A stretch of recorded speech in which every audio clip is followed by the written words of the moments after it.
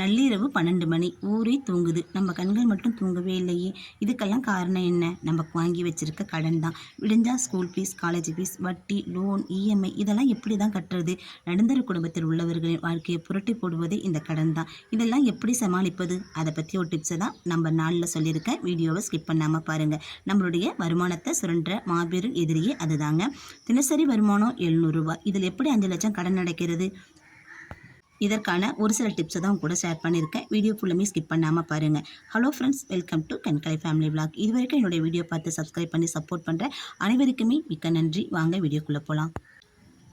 மாதம் பிறந்த உடனே சரி, டெய்லி வருமானமாக இருந்தாலும் சரி, நமக்கு வருமானம் வந்த உடனே நம்ம செய்ய வேண்டிய முதல் விஷயம் எதுன்னு பார்த்தீங்கன்னா, நம்ம சம்பளத்தை நமக்கு தேவைக்கேற்ப 3ஆக பிரித்து வச்சிடணுங்க. ஃபஸ்ட்டு கடனுக்காக ஒரு தொகை, சேமிப்புக்குன்னு ஒரு தொகை, அன்றாட செலவுக்குன்னு ஒரு தொகை. கண்டிப்பாக இதை 3ஆக பிரிச்சிடணும். இதை எப்படியெல்லாம் செயல்படுத்தலாம், எப்படியெல்லாம் சேமித்து வச்சா கடன் அடைக்கலாம்னு வீடியோ இறுதியில் சொல்லியிருக்கேன். வீடியோவை ஸ்கிப் பண்ணாமல் பாருங்கள். அவங்க கடன் அடைக்க என்னென்ன வழிமுறைகளெல்லாம் பின்பற்றினாங்க அப்படிங்கிறதையும் உங்க கூட ஷேர் பண்ணியிருக்கேன். அவங்க எடுத்த முதல் முடிவே எதுன்னு பார்த்தீங்கன்னா, நம்மளுடைய சிக்கனம், சேமிப்பு, நம்மளுடைய செலவுகளை குறைக்கிறது தான். அந்த செலவுகளை குறைக்க அவங்களுக்கு உயிர்நாடியாக இருந்தது எதுன்னு பார்த்தீங்கன்னா ரேஷன் பொருட்கள். ரேஷன் பொருட்களை அவங்க முழுமையாக பயன்படுத்தினாங்க. 2வது விஷயம் என்னன்னு பார்த்தீங்கன்னா, முடிஞ்ச வரைக்கும் ஆடம்பர செலவை தவிர்த்தாங்க. நண்பர்களுடன் வெளியில் போவதை தவிர்த்தாங்க. நண்பர்களுடன் வெளியில் போகும்போது நம்ம பாக்கெட்டில் காசு இருக்கும். ஒரு 200 300 தேவையில்லாமல் செலவு பண்ணுற மாதிரி இருக்கும். அப்புறம் எப்படி நம்மளால் சேமிக்க முடியும் அப்படிங்கிற முடிவு செஞ்சு அவங்க வெளியில் போகிறதையும் தவிர்த்தாங்க. நண்பர்களோட சேர்ந்து வெளியில் சாப்பிட்ற பழக்க வழக்கத்துக்கும் முற்றுப்புள்ளி வச்சாங்க. 4வதாக இருக்கிற டிப்ஸ் என்னன்னு பார்த்தீங்கன்னா, நம்ம வருமானத்தையே கொஞ்சம் கொஞ்சமாக சுரண்டுறது, நம்ம வருமானத்தை முழுவதுமாக குடிக்கக்கூடியது எந்த விஷயம்னு பார்த்தீங்கன்னா இதுதாங்க.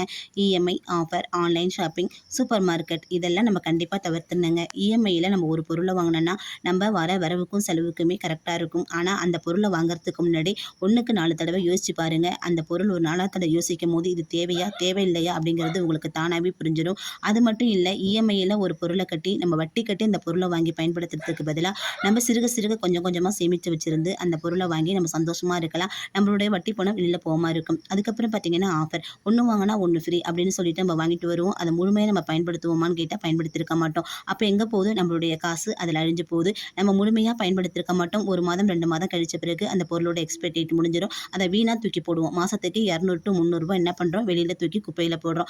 அப்புறம் ஆன்லைன் ஷாப்பிங், நமக்கு கண்ணுக்கு படுற ஜாமான்லாம் இது வேணும் வேண்டாம் அப்படிங்கிறத யோசிக்காமலே டக்கு டக்குன்னு நம்ம பொருளை வாங்கி வீட்டில் சேர்த்துறோம். நம்மளுடைய பணமும் கொஞ்சம் கொஞ்சமாக அதில் கரைஞ்சிக்கிட்டு போகுது. நம்ம பணம் எப்படி இழக்கிறோங்க என்பதே நமக்கு தெரியாமல் போயிடுது. நம்மளுடைய ஆசைகளை தவிர்த்தால் மட்டும்தான் நம்மளால் சிக்கனமாக இருக்க முடியும். நம்மளுடைய சேமிப்பையும் உயர்த்துறதுக்கு முடியும். நம்ம குடும்ப நலத்தையும் பாதுகாக்க முடியுங்க. அப்புறம் பார்த்தீங்கன்னா சூப்பர் மார்க்கெட், நம்ம கண்ணுக்கு தெரிகிற கவர்ச்சிகரமாக இருக்கிற பொருளெல்லாம் வெளியில் வச்சிருந்து நம்ம வெளியில் எங்கேயும் போனால் கூட இங்கே வாங்க, இங்கே ஜாமான் வாங்கிட்டு போங்க அப்படிங்கிற மாதிரி தான் சூப்பர் மார்க்கெட் இருக்குங்க. அங்கே பார்த்தீங்கன்னா நம்மளுடைய முழு வருமானத்தையுமே ஒரே இடத்துல கொண்டு கொட்டிட்டு நம்ம வீட்டுக்கு வரும்போது சும்மா வர வேண்டிய ஒரு சூழ்நிலை தான் நம்ம இருக்கிறோம்.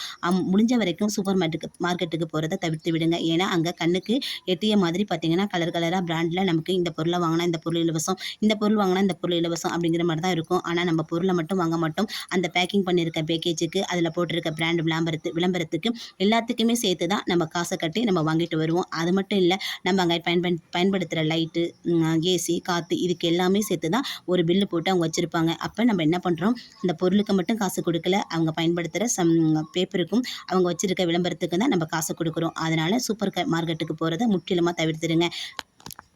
காசு இருக்கிறவங்க போகிறாங்க, அவங்களால வாங்குறதுக்கு முடியும், அவங்களால நல்ல சொகுசு வாழ்க்கை வாழ முடியும் அப்படிங்கிறவங்க மட்டும் சூப்பர் மார்க்கெட்டுக்கு போவாங்க. நம்மளாம் அவ்வளோ கடன் வச்சுருக்கோம், நமக்கு வருமானம் குறைவு, நம்ம வருமானத்தை கொண்டு போய் அதில் கொட்டிட்டோம்னா நம்ம கடனை யார் அடைப்பா? சூப்பர் மார்க்கெட்டில் உள்ளவங்க நம்ம கடனை அடைப்பாங்களா? கண்டிப்பாக மாட்டாங்க. அதனால் சிந்திச்சு செயல்படுங்க. அப்புறம் பார்த்தீங்கன்னா மொத்த விலையில் பொருளை வாங்குங்க. நமக்கு என்ன ஜாமான் வேணும் வேண்டாம் அப்படிங்கிறத மார்க்கெட்டுக்கு போகிறதுக்கு முன்னாடியே ஒரு பட்டியல் எடுத்துக்கோங்க. இந்த ஜாமான் வேணும் வேண்டாம், இது தேவையில்லை. வீட்டில் ஒரு 1/4 கிலோ பருப்பு இருந்தாலே இதை வச்சு இந்த வாரம் ஓட்ட முடியுமா, அடுத்த வாரத்துக்கு பயன்படுத்திக்கலாமா அப்படிங்கிறத பார்த்து யோசிச்சுக்குங்க. ஒரு 1/4 கிலோ பருப்பு இருக்கிற சமயத்திலேயே 1 கிலோ பருப்பு வேணும்னு சொல்லி எழுதிட்டு போவாதீங்க. 1/4 கிலோ பருப்பு இருந்தால் மேற்கொண்டு ஒரு 1/4 கிலோ பருப்பு இருந்தால் போதும், இந்த மாதம் நம்ம உப்பை தீரலாம் அப்படிங்கிற மாதிரி நீங்கள் லிஸ்ட்டு போட்டு எடுத்துகிட்டு போனால் மட்டும்தான் நம்மளால் மளிகை பொருள் செலவை மிச்சப்படுத்த முடியும். நம்மளால் சிக்கனமாக இருக்க முடியும், கடனையும் அடைக்க முடியும். அந்த கடன் அடைக்கிறதுக்கு அவங்க தான் இந்த யுக்திகளை பயன்படுத்திக்கிறாங்க. அப்புறம் சொந்த வீடு என்பதால் வீட்டிலேயே காய்கறிகளை வளர்த்துருக்காங்க. வேணுங்கிற காய்கறியை சீசனில் எந்த காய்கறி விற்கிதோ அந்த காய்கறி வாங்கி பயன்படுத்தியிருக்கிறாங்க. ஒரு சந்தையில் விற்கிற காய்கறிகள் எல்லாமே அவங்க வாங்கி பயன்படுத்தியிருக்கிறாங்க. சந்தையில் விற்கும் போது காய்கறிகள் கூறு கட்டி விற்பாங்க. விலையும் கம்மியாக இருக்கும், தரமாகவும் இருக்கும். நம்ம மொத்த கடைக்கு போவோம். மொத்த கடையிலையும் சரி பொருள் நல்லா இருக்குமா, தரம் கரெக்டாக இருக்குமான்னு பார்த்தீங்கன்னா அப்படிலாம் யோசிக்காதீங்க. மொத்த விலை கடையில் பார்த்தீங்கன்னா பொருளும் நியாயமாக இருக்கும், விலையும் கரெக்டாக இருக்கும், தரமான பொருட்களை தான் நமக்கு கொடுப்பாங்கங்க. அது மாதிரி அங்கே வாங்கும்போது நமக்கு காசு மிச்சம், உடலுக்கும் ஆரோக்கியங்க. அப்புறம் பார்த்தீங்கன்னா பார்ட் டைம் ஜாப் நம்மளால் முடிஞ்ச வரைக்கும் வீட்டில் இருந்தே அவங்க பார்த்துருக்குறாங்க. நம்மளும் அந்த மாதிரி வேலையை நம்மளால் பார்க்கலாங்க. வெளியில் போய் தான் சம்பாதிக்கணுங்கிற அவசியம் கிடையாது. அவங்க சின்னதாக ஒரு வேலை தான் பார்த்துருக்காங்க. என்ன வேலை பார்த்துருக்காங்கன்னு பார்த்தீங்கன்னா டைலரிங் தான் பார்த்துருக்காங்க. டைலரிங்லேயும் அவங்க வந்து சொந்தமாக மிஷின் வாங்கி வச்சோ அதை ஜாக்கெட் தைச்சி கொடுத்து அவங்க சம்பாதிக்கல. வெளியிடத்தில் போய் யாரெல்லாம் டைலரிங் வேலை பார்க்குறாங்களோ அவங்கள்ட்ட ஜாக்கெட்டுக்கு ஊக்கு தைச்சி தரேன், பட்டன் கட்டி தரேன், எம்மிங் பண்ணி தரேன் அப்படின்னு சொல்லிட்டு வாங்கிட்டு வராங்க. வாங்கிட்டு வந்து அதுலேருந்து அவங்க 100 to 150 ரூபா ரெகுலராக சம்பாதிக்கிறாங்க. அந்த பணத்தையுமே சேமித்து வச்சுருக்காங்க. இப்படியெல்லாம் சிக்கனை பண்ணி சேமித்த காசை வச்சு அவங்க எந்த மாதிரி ஒரு கால்குலேஷன் போட்டு கடன் அடைச்சிருக்காங்க அப்படிங்கிற விவரத்தையும் வீடியோவில் சொல்லியிருக்கேன். வீடியோவை ஸ்கிப் பண்ணாமல் பாருங்கள்.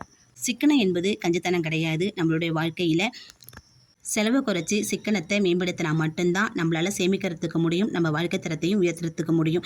அவங்க சொல்கிறாங்க, இவங்க சொல்கிறாங்க, கஞ்சத்தனமாக இருக்கிறாங்க, அதை வாங்க இதை வாங்கன்னு சொன்னால் யார் பேச்சும் கேட்டு எதுவுமே செய்யாதீங்க. நமக்கு எது கரெக்டுன்னு இருக்கோ அதை மட்டும் செய்யுங்க. நம்ம வீட்டுக்கு என்ன தேவை, எது தேவையில்லைன்னு நமக்கு தெரியும். அடுத்தவங்க பட்டியல் போட வேண்டிய அவசியம் நமக்கு கிடையாது. அடுத்தவங்க வீட்டில் இதை வாங்கியிருக்காங்க, அதை வாங்கியிருக்காங்க அப்படின்னு சொல்லிட்டு ஆசைப்பட்டுட்டு அந்த பொருளை வாங்க வேண்டிய அவசியமும் நமக்கு கிடையாது. நமக்கு என்ன தேவையோ அதை மட்டும் பாருங்கள், அதை மட்டும் பயன்படுத்துங்க. அப்போ தான் நம்மளால் கடன் அடைக்கிறதுக்கு முடியும். 5 லட்சம் கடன் அடைக்கிறதுக்கு என்ன வழி, எப்படியெல்லாம் சேமிச்சாங்க அப்படிங்கிறத பார்த்துடலாமா? வாங்க வீடியோக்குள்ளே போகலாம். மாதச்சம்பளம்னு எடுத்துக்கிட்டால் 21,000 ரூபாய். தினசரி வருமானம்னு பார்த்தா 700 ரூபாய். அவங்களுக்கு இருக்கிற கடன் எவ்வளவு?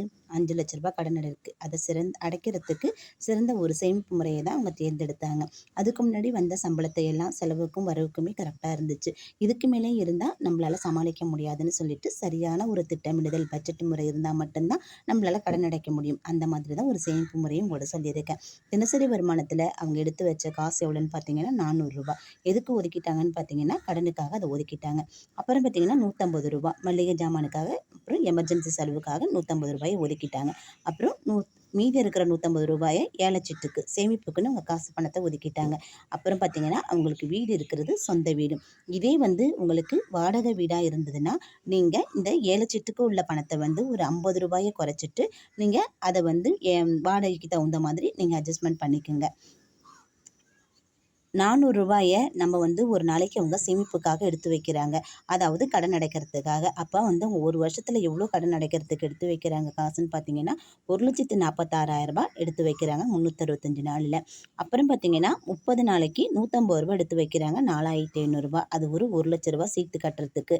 இது ரெண்டுமே நம்ம கால்குலேஷன் பண்ணோம்னா ஒரு 2 வருஷத்துக்கு நம்ம எடுத்து வச்சா மட்டும்தான் நம்மளால் வந்து காசை முழுசாக சேர்த்து கடன் அடைக்கிறதுக்கு முடியும். இவங்க வந்து காசை கொண்டு போய் ஆடிலேயோ பேங்க்லேயோ இல்லை பிபிஎஃப்லேயோ போட்டு வச்சாங்கன்னா 1 இயர் பிளான் பண்ணி அவங்க பணம் சேர்த்துக்கிட்டு வந்தாங்கன்னா பணம் வந்து வீட்டிலே இருந்தால் பெருகாது. நம்ம போஸ்ட் ஆஃபீஸில் போட்டு வச்சோம், பேங்க்கில் போட்டு வச்சோம்னா கொஞ்சம் கூடுதல் வட்டி மூலம் நமக்கு இன்ட்ரெஸ்ட் கிடைக்கும்.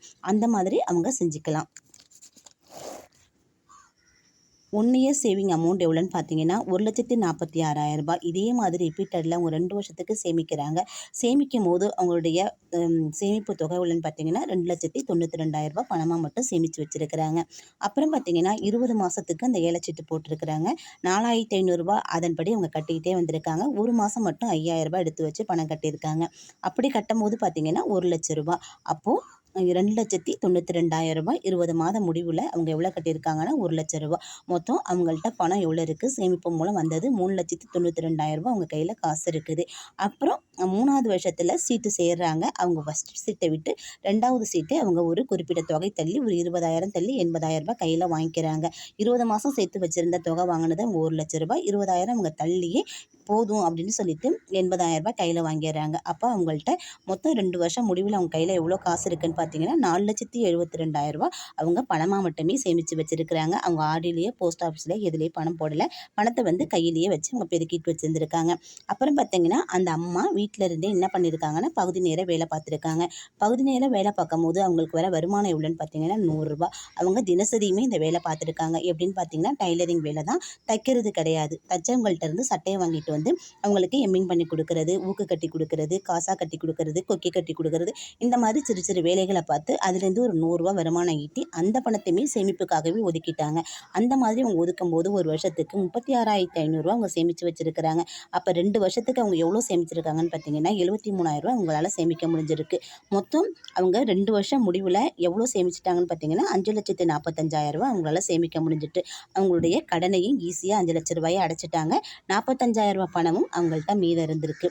அவங்களால சேமிக்கவும் முடிஞ்சிருக்கு. இவங்க இதை பேங்க்கில் போட்டு அவங்க வந்து கூடுதல் வட்டி பெற்றிருந்தாங்கன்னா இன்னும் அவங்களுக்கு கணிசமான தொகை நம்ம கையில் இருக்கும். நம்ம இந்த தொகையெல்லாம் ஒரு 3 வருஷத்துக்கு நம்ம பேங்க்கில் எடுத்து போட்டு வச்சுருந்தோமோ, இல்லை ஒரு நகையாக வாங்கி நம்ம வச்சுருந்தோமோ, எமர்ஜென்சிக்கு கொண்டு அதை கொடுத்துட்டு நம்ம வந்து பணமாக மாற்றிக்கலாம். இன்னும் கொஞ்சம் நமக்கு கூடுதல் அமௌண்ட்டு கையில் இருக்கும். ரூ. 45,000 2 வருஷம் இறுதியில் நம்ம சேமிச்சிருக்கோம். ரூ. 5,00,000 கடன் அடைச்சிருக்கோம் அப்படின்னு பார்த்தீங்கன்னா அவங்களுடைய கஞ்சித்தனம் கிடையாது, சிக்கனம் தாங்க. சிக்கனம் மட்டும்தான் நம்மளுடைய எப்பேற்பட்ட கடனையும் தீர்க்கறதுக்கு ஒரே வழி. ஆனால் சரியான ஒரு திட்டமிடுதல் இருக்கணும், பட்ஜெட் பிளானிங் இருக்கணும். அப்படி இருந்தால் மட்டும்தான் நம்ம கடன் அடைக்கிறதுக்கு முடியுங்க. சேமிப்பு இல்லாத வாழ்க்கை சிறக்கவே சிறக்காது. அவங்க 2 வருஷம் வரைக்கும் எவ்வளோ கஷ்டப்பட்டாங்களோ வயிற்ற கட்டி வாயை கட்டி அவங்க வந்து ஒரு 4,500 அவங்க எல்லா செலவையும் பார்த்துக்கிட்டாங்க. அதோட விவரத்தையும் நான் முன்கூட்டியே சொல்லிட்டேன். இது எல்லாமே பார்த்து அவங்க 2 வருஷம் பாடுபட்டு இந்த கடன் எல்லாத்தையுமே அடைச்சிட்டாங்க.